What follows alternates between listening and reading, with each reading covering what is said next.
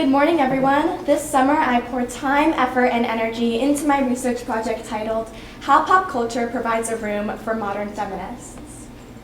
I would love to start my project with a little game called Taylor Swift or Shakespeare. I will display a quote, and you can think to yourself which author wrote it. Is it romantic? Maybe turn the TV off. Okay. Is it romantic how my elegies eulogize me? Taylor Swift. Your touch brought forth an incandescent glow, tarnished but so grand. That's also Taylor Swift. In black ink, my love may still shine bright. Shakespeare. I meet you where the spirit meets the bone in a faith forgotten. Should I reconnect? Yes. Okay. Cliffhanger. I think Shakespeare. Okay. That was Taylor Swift. And Love is Merely Madness, Shakespeare. This has been a media trend.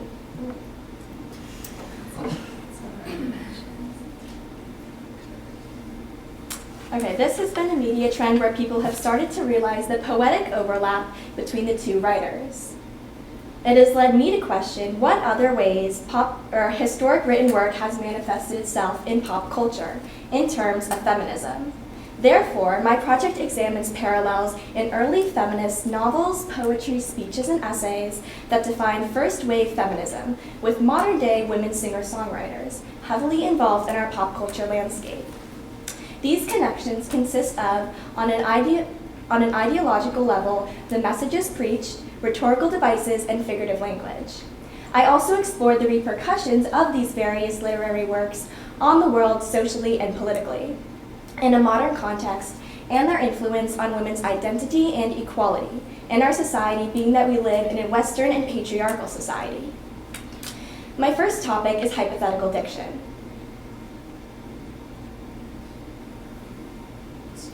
Okay. Diction is a literary device defined by linguistic choices that an author makes to effectively express a certain feeling, idea, or narrative. And with the hypothetical aspect, the choices would be based on a suggested idea or theory. Hypothetical diction pertaining to feminism was first utilized by political activist Emmeline Pankhurst in a speech titled Freedom or Death. She argues that women deserve equal recognition as men, and revolutionary methods are justified to obtain those rights. Throughout her speech, she uses anaphora, the repetition of a word or phrase for emphasis of the hypothetical phrase, if I were a man. For example, she says, "It would not be necessary for me to enter into explanation at all the desirability of revolution if I were a man." This is then followed by, and I'm paraphrasing this quote, "If I were a man, I wouldn't have to explain why I was advocating for my equality." She uses this repetition to explicitly contrast how society views men using revolutionary methods to gain representation versus women. She references that men in protests and wars have been supported and sympathized with when fighting for political gain. Yet, when women do the same thing to fight for their enfranchisement, they are scrutinized and discouraged, making her social commentary. In an extremely similar manner, Beyoncé also uses the anaphora of a hypothetical phrase in her song, If I Were a Boy, to challenge double standards in a story of role reversal like Pankhurst. I also think it's important to highlight that throughout her career, Beyoncé has cultivated this image of independence for women and is often compared to a modern Rosie the Riveter. The song opens with the line, "If I were a boy, even just for a day, I'd roll out of bed in the morning and throw on what I wanted, then go." She implements a hypothetical phrase to Emmeline Pankhurst's "If I Were a Man," but instead of arguing for a legal change, she's disputing society's expectations of women to put an exuberant amount of effort into their appearance, yet this pressure doesn't apply to men. She continues to repeat, "If I were a boy," applying it to phrases such as, "I'd listen to her, I swear I'd be a better man, and I wouldn't take her for granted," encouraging her audience of women to seek an equivalent amount of respect in relationships. Likewise, Taylor Swift applies the same anaphora of hypothetical diction as Emmeline Pankhurst in her song The Man, to criticize the sexism women face on a daily basis, and specifically how society perceives men with power contrary to women with power. In the chorus, she sings, "I'm so sick of running as fast as I can, wondering if I'd get there quicker if I were a man," to express her frustration with the sexist standards that hold her back. This is followed by her saying, "I'd be a fearless leader, I'd be an alpha type. When everyone believes you, what's that like?" Here, she challenges rhetoric along the lines of assertive, alpha, fearless, powerful, that are usually associated with men, painting a picture of the double standard. Time magazine did an article on this that I think explains it perfectly. They said, "Think about it, girls are bossy. Boys have leadership qualities. Women are deemed aggressive while men are simply decisive." The next section of her lyrics, "When everyone believes you, what's that like?" alludes to the Me Too movement, which took the world by storm in 2017, with the goal of empowering women through empathy by having them share their stories to curb sexual assault and sexual harassment. Since then, 286 Me Too-related bills have been passed. So I think it's so incredible to see the progress just in the phrase, "if I were a man," as it was first used by Emmeline Pankhurst to advocate for the right to vote and be a citizen. And now it's being used for more advanced feminist ideas, like arguing for women's personal safety. The next section focuses on biblical allusions, which are references to the Christian Bible in literary works, and they help the audience envision and understand a message on a deeper level. Virginia Woolf utilizes the biblical allusion of an angel to express a feminist message in her essay, Killing the Angel in the House. The angel is a metaphor for the expected purity, domesticity, and modesty of women. So her killing the angel symbolizes the author's struggle to break free of society's expectations of women. I will paraphrase this excerpt, but essentially she says that in order to express herself fully as a writer, she must kill the angel in the house. In the essay, angels are described as pure, unselfish, and excelled in the difficult arts of family life. But Woolf, killing the angel, completely defies these ideas and inspires other women to do the same. Correspondingly, the self-described feminist boy band, Boy Genius, implements the same biblical allusion and metaphor of an angel in their song Not Strong Enough. They harmonize as they sing, "Always an angel, never a god," 12 times. This anaphora serves as a realization that women are devalued for merely being women. Men get the honor of being gods, the highest in the spiritual hierarchy, and are praised and rewarded, while women are associated with the purity, gentleness, and lesser functions of an angel. In a New York Times interview, the lead songwriter Lucy Dacus admits that the song reminds her of a line written by Virginia Woolf. "It is far harder to kill a phantom than a reality," where the phantom represents the mental shackles that women are born into in a patriarchal society, and with the remnants of Republican motherhood and the cult of domesticity, which are American historic movements for women to serve exclusively domestic roles that were popular in Virginia Woolf's time. Additionally, the main song for the 2019 Charlie's Angel movie, Don't Call Me Angel, features a collaboration between Ariana Grande, Miley Cyrus, and Lana Del Rey. The tagline of the song is "Don't Call Me Angel," and it denounces the idea of being defined as an angel, as they demand more respect, recognition, and power as women. Next is Sylvia Plath's The Bell Jar and the portrayal of women's emotions and mental health. Sylvia Plath revolutionized feminism with her social critique, The Bell Jar, which intertwines refreshing wit and a melancholic undertone with the intimacy of a diary to critique 1950s society. It follows protagonist Esther Greenwood's mental health journey as she attempts to follow her dream of becoming a poet. But she's weighed down with societal expectations of women to get married, have kids, and move to the suburbs. This identity crisis leads to mental illness and the character's attempted suicide. I think it's crucial to note that this novel is believed to be loosely based on Plath's life, and she did sadly take her life at just 30 years old. The bell jar in the book serves as a metaphor for the character's madness, as she feels like she's trapped in a jar that suffocates her mentally and physically, as she can no longer express herself, connect with others, and view the world around her properly. As I said, she critiques 1950s American society, because although women worked factory jobs to help win World War II, when men returned from war, they assumed strict gender roles and complied with society's expectations. And Plath uses Esther's characterization, metaphors, symbols, and figurative language to show this mental fragmentation by society. And I thought it was interesting to show the dichotomy between mental health and women, as although they are constantly labeled too emotional, women are 3 times more likely than men to experience common mental health problems. Then, in her song, Hope is a Dangerous Thing for a Woman Like Me to Have It, But I Have It, Lana Del Rey matches the somber tone of Sylvia Plath with a similar message. She sings, I've been tearing around in my nightgown 24/7, Sylvia Plath. Here, she blatantly reveals the influence of Sylvia Plath, stating her name.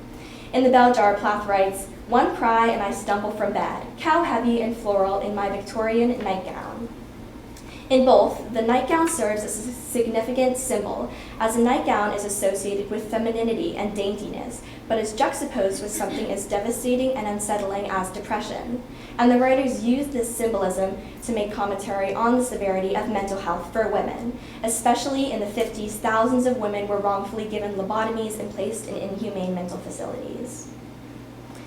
And then in the poem written by Lana Del Rey, Patent Leather Do-Over, she again directly references Sylvia Plath saying, Sylvia, I knew what you meant when you talked about swimming in the ocean and leaving your patent leather black shoes pointing towards it while you swam. In the novel, Esther attempts suicide by swimming into the ocean with her shoes facing the ocean, signifying a cry for help. Yet Lana follows saying, she leaves her shoes up the stairway. I do it for you and I do it for me. Here, the symbolism of where the shoes are pointed is very important because it indicates that, unlike Esther, Lana is choosing life. She also pays homage to Plath, saying, I do it for you. This could signify the improvement of life for women in recent years, like the opportunity to be independent, successful, and expressive that makes Lana feel like she could live and that Plath and her character so desperately craved. Similarly, Taylor Swift's song Mad Woman touches on society's perspective of women's emotions. In the bell jar, Plath writes, I have the choice of being constantly active and happy, or introspectively passive and sad, or I can go mad ricocheting in between. The word mad is symbolic within itself. On a basic level, mad is an emotion used to describe anger or frustration, but it can also be used to describe going crazy or delusional, saying like she's gone mad. The Mad Woman narrative is also used in other classic feminist writing like Jane Eyre or The Yellow Wallpaper. The bulk of the lyrics references a mad woman, constructing commentary about how women's expression of emotion is often not taken seriously or villainized, an identical theme to the bell jar. Swift then sings, every time you call me crazy, I get more crazy, expressing that society is quick to label women as emotional or crazy, causing further mental instability. In an interview, Swift says, a man is allowed to react. A woman can only overreact, echoing Plath's message. My final thoughts. I have found that each piece of writing demonstrates how women have pushed boundaries, redefined, and critiqued gender-based societal limitations and expectations through the usage of literary elements. As women's identity and role in society has evolved, so has the medium for which these messages are expressed. First-wave feminists advocated for legal change in essays, speech, and novels. Now, with songwriting, women still use similar rhetorical devices to implement a feminist agenda. Much legal change has been made, including the 19th Amendment, Civil Rights Act of 1964, Title IX, the Me Too movement, but there is still more to come. And now also women have started to focus on what I call intangible equalities, such as combating microaggressions. The best example of this would be in The Man when Taylor talks about stopping the vocabulary that are used to address females versus males. I believe that in order to continue making progress as a society, we must continue to empower women through writing, words, and language, and create rooms for women to express themselves no matter what the medium for that expression is. This also proves that feminism will remain a continuous thread weaving its way through our collective consciousness and inspiring future generations, as long as pop culture and the media continue to reflect society's progress. I've also compiled a playlist which you could scan in a QR code or Spotify. There was so much more I wanted to talk about, so there's also songs that were mentioned in my presentation and that were mentioned in my presentation, or others that I feel just fit the message. But yes, thank you.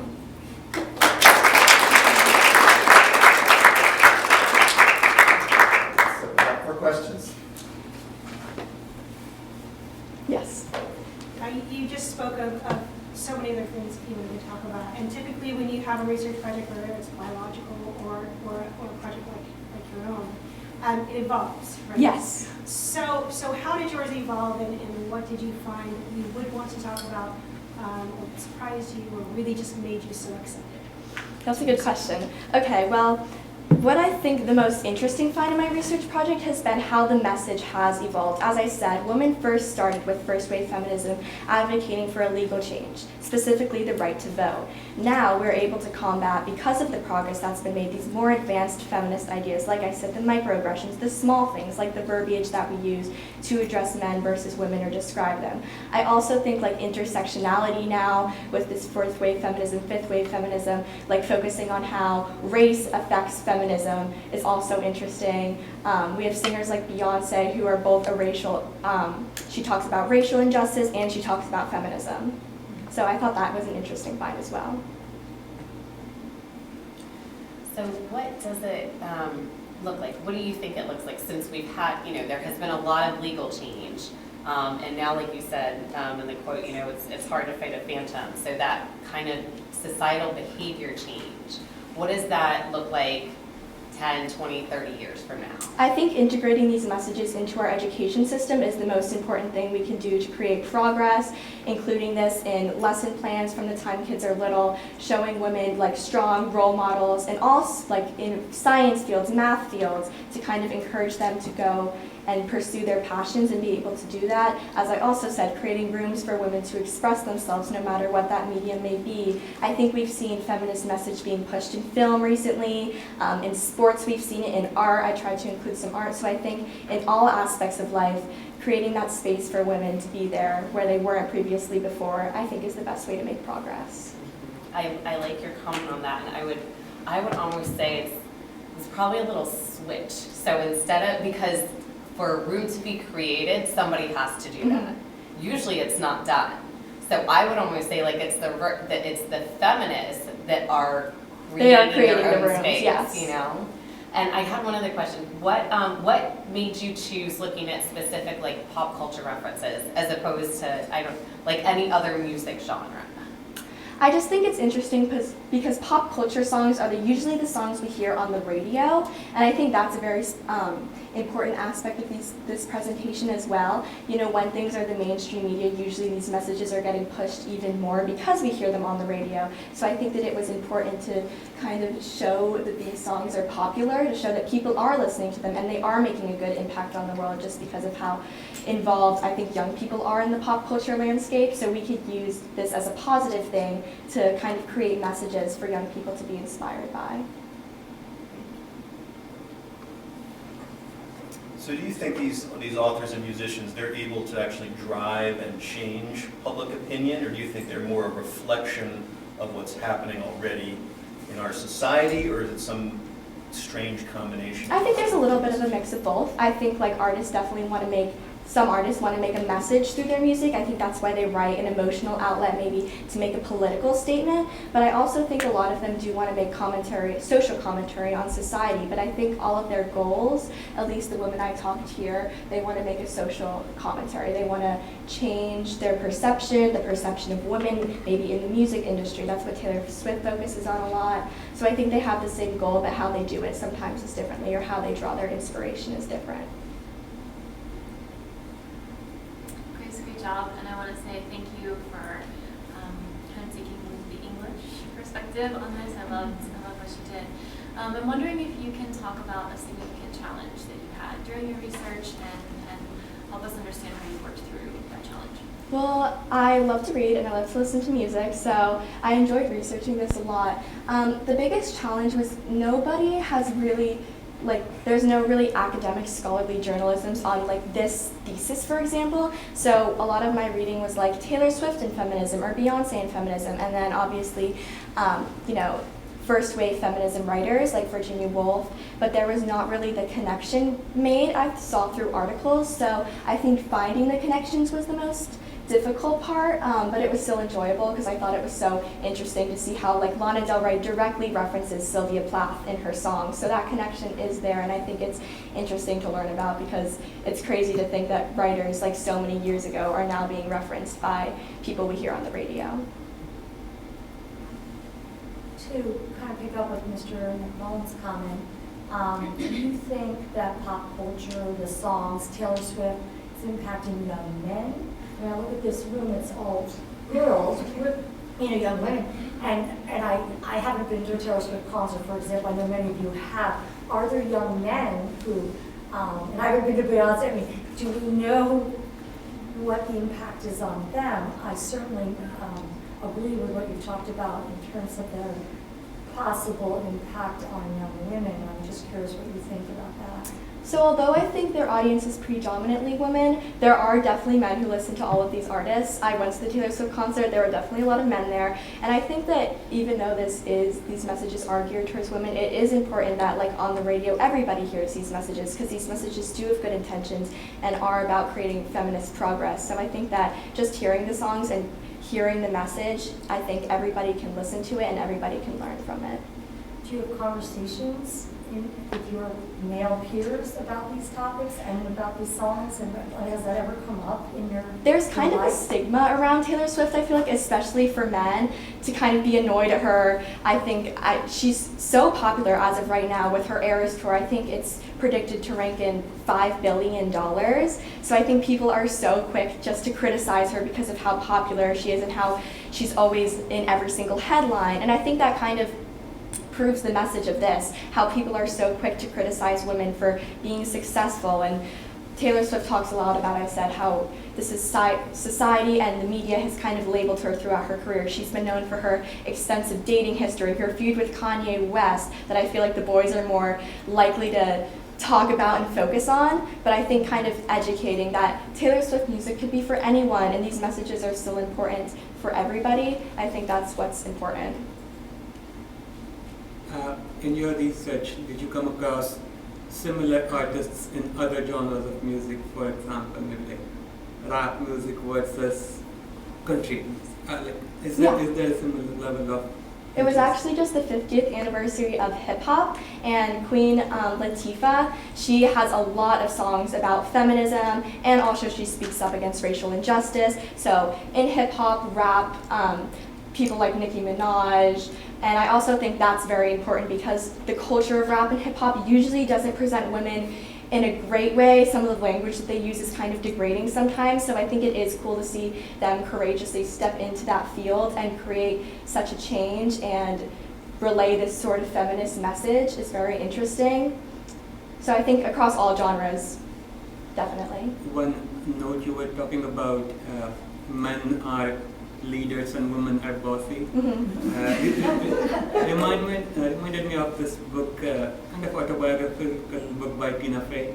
It's titled Bossy Pants. And she describes her leadership at SNL and how it's different for her. Yeah, and that would be an example of like the microaggressions that I brought up, the words that we describe women versus how we describe men. So I think making those small little changes is how we make big steps forward.